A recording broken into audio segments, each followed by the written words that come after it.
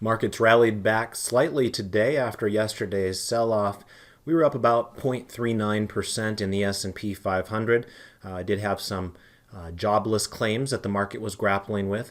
One thing I will mention is that just crossing the wires here after hours tonight, it looks like we've got a little bit of a spat between the Treasury and the Federal Reserve in terms of some of the stimulus programs that are out there. So I don't know if that'll negatively affect the markets going into Friday's trading, but we'll check in on all that, see what it means for our posture. Then we'll get into a trade application example with a stock that was up nicely today and based off of really impressive news that I've been tweeting about here recently. So with that, let's go ahead and get started. Welcome to the Market Outlook video presented by MarketScholars.com. I'm your host, Brandon Van Zee. It's November 19th, 2020.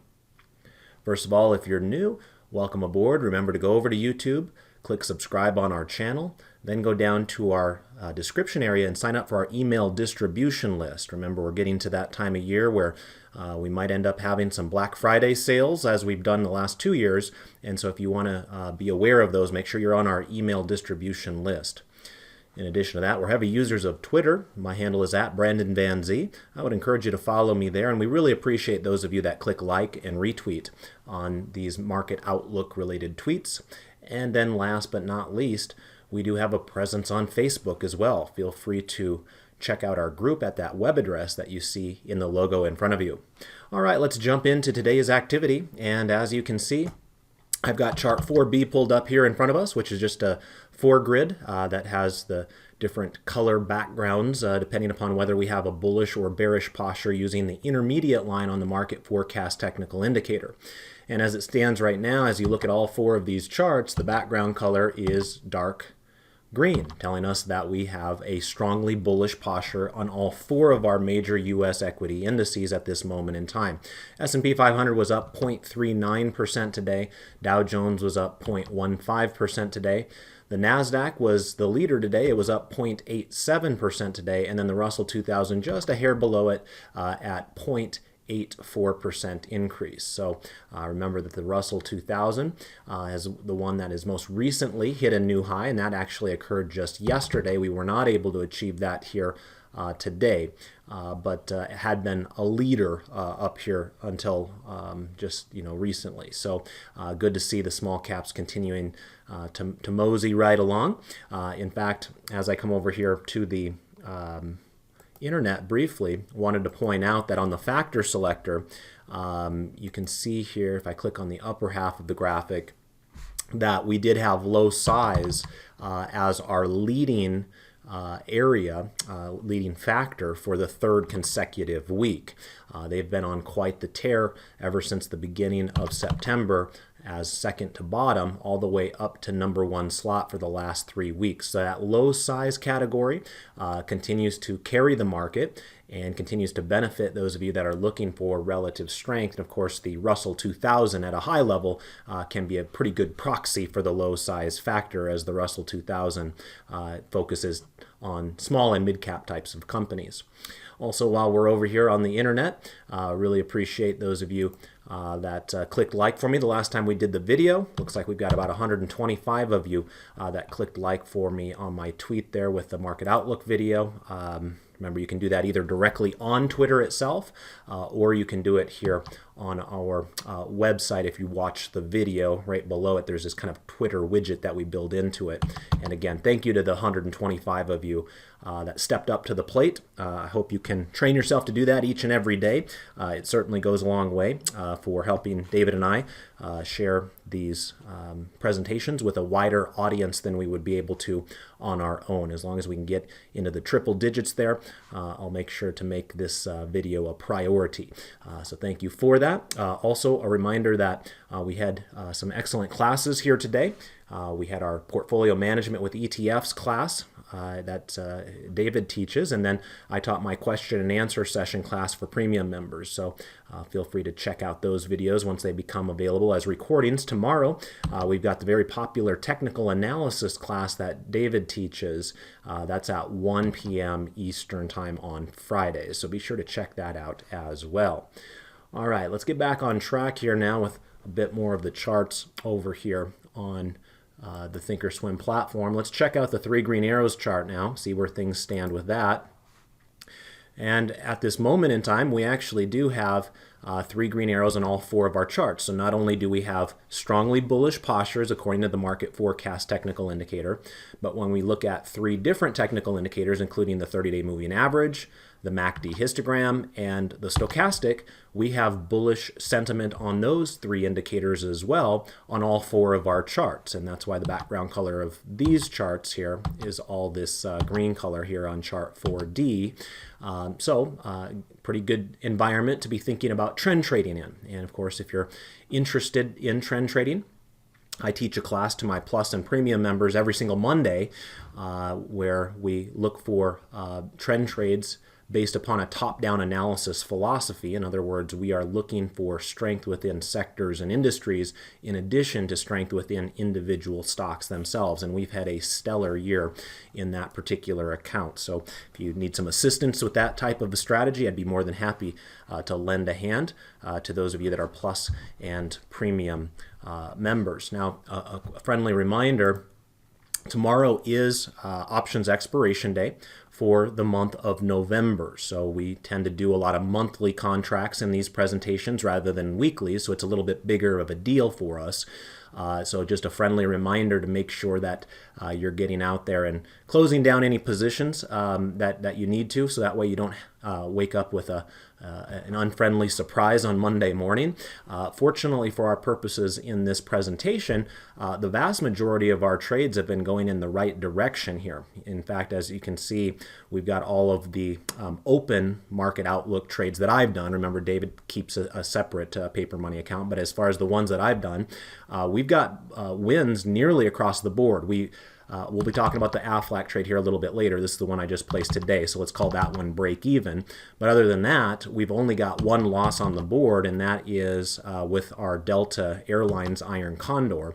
That one's not in the money yet, but it's close enough where it is showing us a loss on paper. Otherwise, every single one of our other trades is making us money. So we've had a really good run with the various paper trades I've been placing for these market outlook presentations.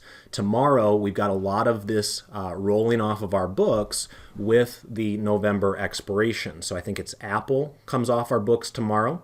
1 day left on those ones. That was a bull put spread, so as long as it stays above 110, we're good to go. So it's at 118 right now, so that one should expire worthless, and we should take max gain on that. Slack Technologies also expires tomorrow. That one was kind of the opposite, where we had a bear call spread. So as long as it stays below 30, we're good shape there. And it's at 27.73 right now. And then we've got a bunch of sold puts that will roll off our books tomorrow. So Amgen, as long as it stays above 205, we'll collect max gain tomorrow. It's at 224 right now. MongoDB, as long as it stays above 210, and it's at 255 right now, we'll collect max gain tomorrow. And then on Vulcan Materials, as long as it stays above 120, and it's at about 139 right now, we'll collect max gain tomorrow. So we've had some really good string of trades here. I hope you guys appreciate that. I hope that's part of the reason that you go out and click like for me there on Twitter to get these free trade ideas. But a reminder that we try to get our even better trade ideas to our Premium and Plus members of Market Scholars. So if you're benefiting from these free ideas that we present to you on YouTube, and you want to take your education to the next level and get a lot more trade ideas than this. Remember, David and I each teach 5 premium classes a week, so we've got a lot more trades than just what we show you here on these free YouTube videos. So if you are somebody that wants to take your education to the next level, again, what I mentioned earlier, keep on the lookout here in the next week or so. I haven't officially talked to David about this, but I'm assuming we're probably going to be running a Black Friday sale again, as we've done the last 2 years. So we hardly ever run sales. That's going to be one of the only ones we ever run throughout the year. And so if you are somebody that's interested in stepping up with your education and joining all the rest of the premium members out there, keep your eyes on your email inbox in the coming week or so. Anyway, we'll have a really nice day tomorrow as we collect a lot of max gains from the premium that we've been selling. All right, let's get back on track here with a few more charts. Let's take a look at the 1040 crossover method now. And this is going to be chart 4C. As you can see here, we're in good shape here. We don't really need to spend a lot of time on this particular chart setup because this is probably the least sensitive of approaches that we take when it comes to these various charts that we show you during these presentations. Remember, each one of these charts is 3 years in length. Each one of the candles you see in front of you is 1 week in length. And so as long as the orange line, which is the 10-week moving average, stays above the blue line, which is the 40-week moving average, we have what's known as a golden cross. And that is known as a bullish condition, and that is the case of where we stand right now. A reminder that we've really been in this golden cross condition ever since July on most of these indices here. So again, nothing new that I'm reporting to you here, just a confirmation that we're still in reasonably good shape from a long-term trend perspective. In fact, better shape today, I would say, than we were just a few weeks ago. And the reason I would say that is, we've been hitting new highs on all of our charts, right? With the S&P 500, it was last week. With the Dow, it was earlier this week. With the NASDAQ, it was last week. And with the Russell 2000, it was this week. And remember, the Russell 2000, up until this most recent move, had not hit a new high. This most recent move that the Russell 2000 had with the leadership in the small cap world has taken out that prior high from back here and back here, which would have been over the last 2 or 3 years. So good to see that the Russell 2000 now can make the same claims that the other three have already been making in 2020, which is establishing new all-time highs. If somebody would have bought a basket of securities at some point in the past and is holding them until today, they would likely be making money on that basket of securities. That's what a new high would tell us. All right, let's go ahead and do some some 12 grid analysis here. And we're going to start with chart 5A, and this will be our asset class 12 grid. So when we're looking at this, a reminder that the background colors will tell us whether we're bullish or bearish. If the background colors are green, we have a bullish posture using the market forecast intermediate line. If the background colors are pink, then that means we have currently a bearish posture using that same market forecast intermediate line. So as it stands right now, you can see our pink charts on this first 12 grid are all on the bottom rung. We've got the US dollar in the lower left-hand corner. We've got gold sitting right next to it. And then we've got the 10-year US Treasury yield over here on the right-hand side. Now, when you look at those three different charts, there is one that looks appetizing and the others don't really look like it at all. And the one that I'm referring to is the 10-year US Treasury yield. Yes, it's true, we have a light pink background color. The intermediate line is at 67 and falling, so technically it has a weekly bearish posture. But when I look at this chart, I continue to think in my head that this is setting up for yet another bounce. Remember, I've shared this mindset with you at various times throughout the last couple of months, that we've seen this really excellent price action taking place here on yields. Every time we go up and form a new higher high, we come back down, we kind of burn off the fat a little bit, but we don't wreck the trend. We come down, we touch the moving average, we bounce up and off of it. We come back down, we touch the moving average, we bounce up off of it. And you can see right now where it stands, we're very close to that moving average again. And so we might very well be gearing up for a bullish bounce higher in the yields themselves or interest rates, which also tends to mean that bond prices could struggle on a relative basis if interest rates go up. So keep your eye out for that possibility right there. These other two charts in the pink over here on the left-hand side, I would suggest do look much more bearish to me, at least to my eye. The US dollar is struggling to establish its trading above its 30-day moving average. It actually had a pretty wide range here today, as you can see. That's a pretty big red candle right there. So we had a little bit of a gap up and then sold off for the rest of the day, closing near the lows of the session. That's not a very good look there as we kind of engulfed the bodies of the prior two candles there. But that one has been obviously bearish on our radar for a little bit of time now, so it's not really anything new. Gold, I was getting a little bit more optimistic about right here when it was popping above that moving average. But just like that, they rip your heart out and send you back lower again. So fortunately, we didn't place any actual bullish gold trades in this presentation during that time, and I was tempted. So I'm glad that I decided to be a little bit more patient on that, and I decided not to jump on it right away because I nearly did. And I would have probably been regretful of that now with gold prices much lower. So at this moment in time, with everything we see in front of us, it does look like gold continues to struggle. Sometimes gold can act as a bit of a inflation hedge. Sometimes it's viewed as like a bastion of safety. And right now, the market wants to take on more risk. If you were to compare gold to something like copper, copper's doing a lot better right now. The idea that our economy is going to start firming up in the months to come with this vaccine news that we've been receiving is kind of helping copper and other materials companies besides gold do a little bit better in this environment. In fact, you can see that oil itself has held up reasonably well above its moving average, with hopefully the prospects of some of those energy companies doing a bit better. We'll talk about that here in just a little bit.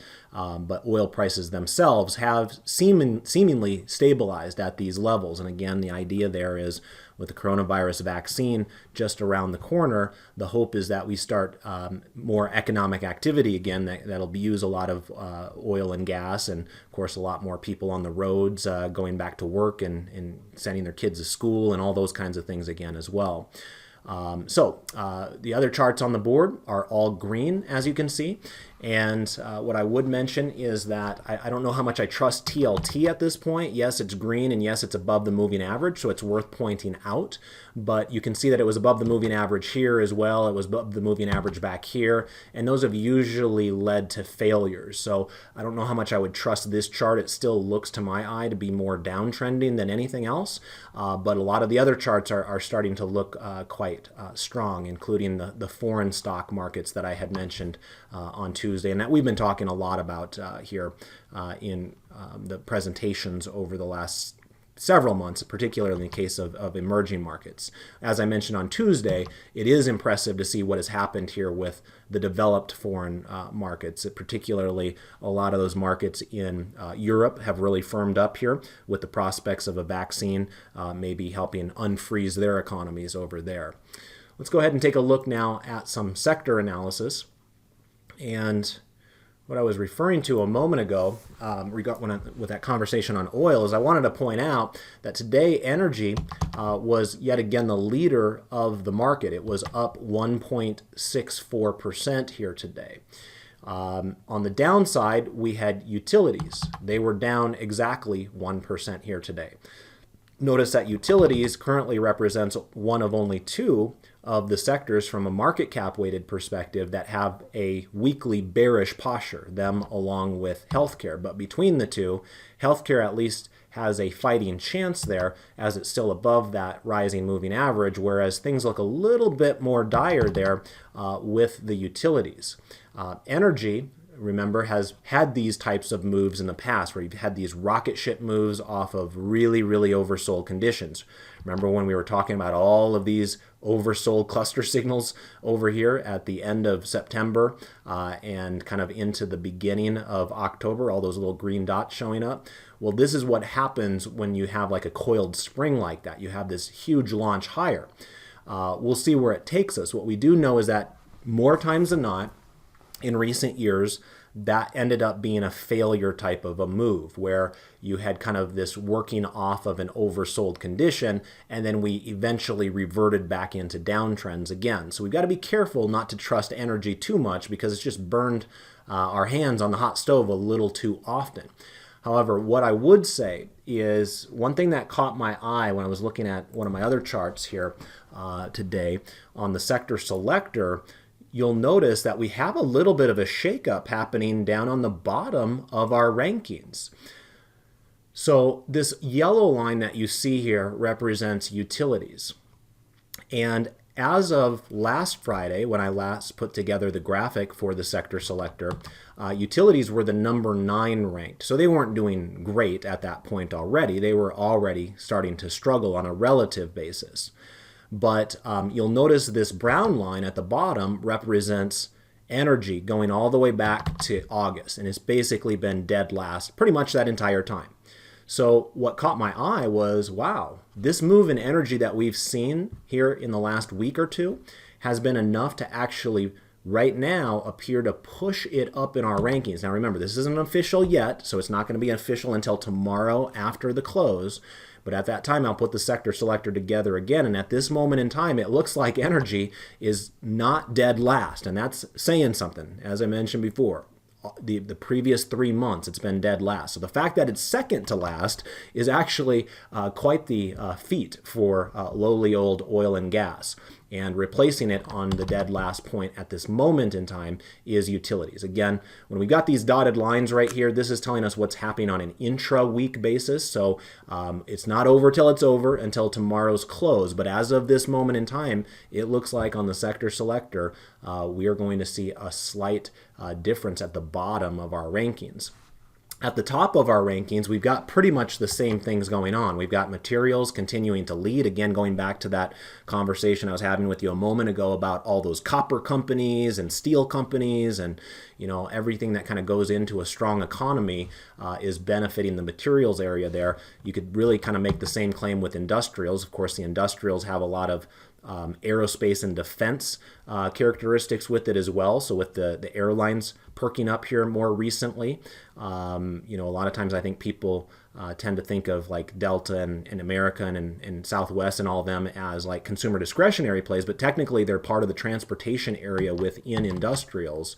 So your Boeings and your Union Pacifics and your UPSs and your FedExes and all those transports have been adding nicely to the benefit of industrials during this current moment in time. And then consumer discretionary rounds out our top 3 yet again. And consumer discretionary has been benefiting from more of this reopening retail trade that we've been seeing. In fact, I've been, seeing stocks like L Brands do spectacularly well. Not a lot of people talking about that, but all of a sudden there's maybe this impression that we're going to be out and shopping in the malls again here reasonably soon. So anyway, thought I would share that with you because there was quite the shakeup there at the bottom, and that's going to be the first time in many months that we could make that claim that energy is getting off the bottom rung there. We'll see if it holds or not in the weeks to come, but right now, at least you can say something positive about the oil and gas stocks, and it's been hard to do that in the past. Now, one other thing that I would share with you that we're on this view here is that the financials. Notice the financials have been making a really solid move. That's your darker green line that you see here. 3 months ago, the financials were kind of down here at about the 8th slot, and they've mostly been kind of surrounding that 8th slot, sometimes going up to 7, sometimes going down to 9, and so on and so forth. But for the most part, let's call 8 about where the financials had been up until this most recent move. Notice that financials have gone from number 8 to number 5 last week officially, and in real time here, again, this isn't confirmed until tomorrow, but in real time it looks like the financials are going to work their way up to one more slot higher, in this case going up to number 4 slot here. So that's quite impressive because for the longest time the financials just simply could not get out of their own way. And then with this whole news about, Pfizer's vaccine a couple weeks ago and then Moderna's this week, we saw the banks take off in a big way. Some of you that are watching, let's say Wells Fargo or JP Morgan or Bank of America, you're seeing some pretty big movements there within some of those core banking areas. And so that's helping support the entire financial sector right now. We're seeing some positive vibrations going into that area. And that's where I wanted to share tonight's trade application with you. If I were to come over here to Twitter, I'll show you that I was so excited about this particular situation that I was tweeting about it yesterday. I said, oh my gosh, Aflac, a 17% dividend increase. I mean, this is nearly unheard of. for this type of a situation. Don't get me wrong, we've seen 20-25% increases in the past when the economy is strong. But this dividend aristocrat has now managed to increase its dividend for 38 consecutive years. And as I was telling my class earlier today, Aflac actually had an excuse to not really raise it that much. Let me show you a chart here. I'm going to go to chart 2A. And this will show us a general sense of where some of the more attractive levels are to be purchasing Aflac stock is. I'm going to zoom in on the most recent couple of years because they had a stock split here that kind of horses up our think script a little bit further back, and I don't want to distract you with that. So I'm just going to look at these last couple of years here. And the way that you would read this chart is that, generally speaking, if you're going to be a long-term buyer of a dividend growth stock, you want to buy it when it's in the blue zone of this dividend stair-step chart. And remember, the blue zone is different for every single stock. It depends upon its own yield history. And this dividend stair-step chart is a chart that we will use religiously in my dividend growth investing class on Tuesday mornings, and also in my options for long-term investors class on Monday afternoons. This is chart 2A, and this is part of your 50 different customized charts that you receive when you become a premium member of Market Scholars. Somebody once asked me, what is one chart that you simply could not live without as an investor? And I don't even hesitate and tell them it's this chart that we have right here in front of us.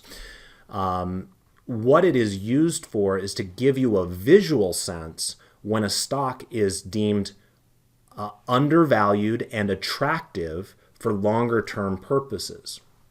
And what we saw with the coronavirus is a lot of insurance companies got absolutely hammered.